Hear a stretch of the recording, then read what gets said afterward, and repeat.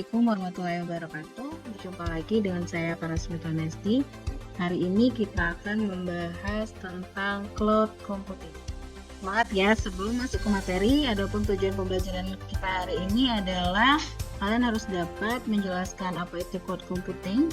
Kalian harus dapat mengidentifikasi konsep dan cara kerja cloud computing. Kemudian harus dapat merekomendasikan layanan cloud computing.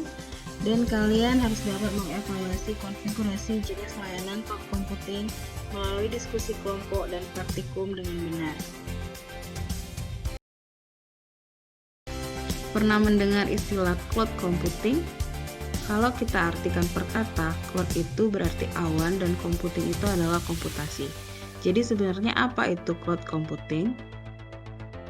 Apakah komputer yang diletakkan di awan? Atau manusia yang mengakses komputer di awan? Ya, tentu saja salah.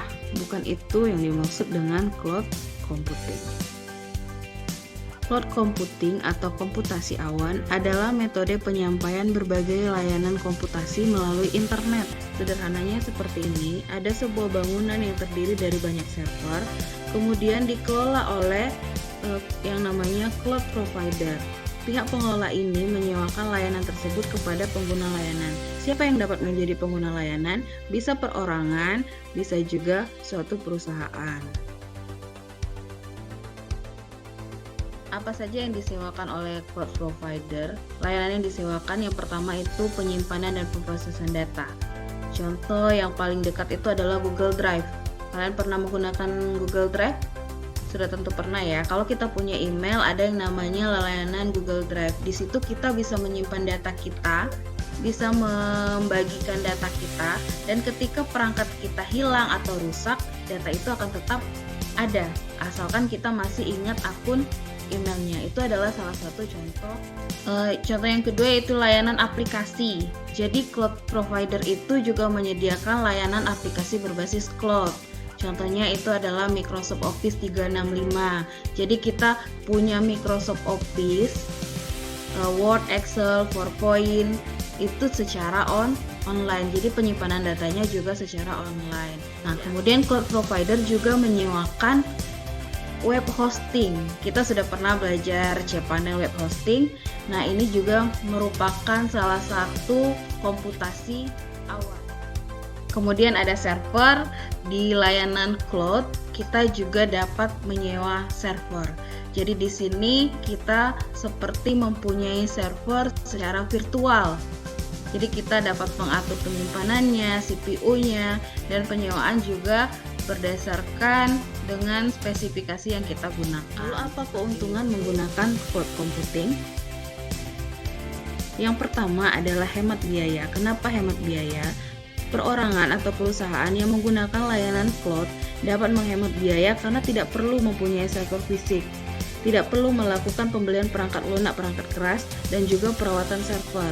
Yang kedua itu adalah skalabilitas, di mana pengguna layanan cloud dapat memilih layanan sesuai dengan kebutuhannya dan dapat mengupgrade sewaktu-waktu jika dibutuhkan. Yang ketiga itu kehandalan, jadi keamanan data yang disimpan di cloud itu terjamin. Penyedia layanan cloud bertanggung jawab atas semua unsur keamanan data, baik pencurian data maupun efek dari bencana alam. Misalnya saja terjadi kebakaran di gedung server utama, maka penyedia layanan cloud juga mempunyai data cadangan, sehingga tidak akan terjadi kerusakan maupun kehilangan data pengguna layanan. Contoh penyedia layanan cloud itu ada Google, kemudian Amazon Web Service, kemudian ada Microsoft Azure, dan juga Alibaba Group. Nah, sedangkan contoh dari suatu perusahaan yang menjadi pengguna layanan itu adalah Netflix. Kalian tentu tahu Netflix ya, dan juga Facebook. Facebook itu adalah sebagai pengguna layanan cloud. Jadi aplikasi Netflix dan Facebook itu berjalan berdasarkan bantuan cloud computing. Ada 3.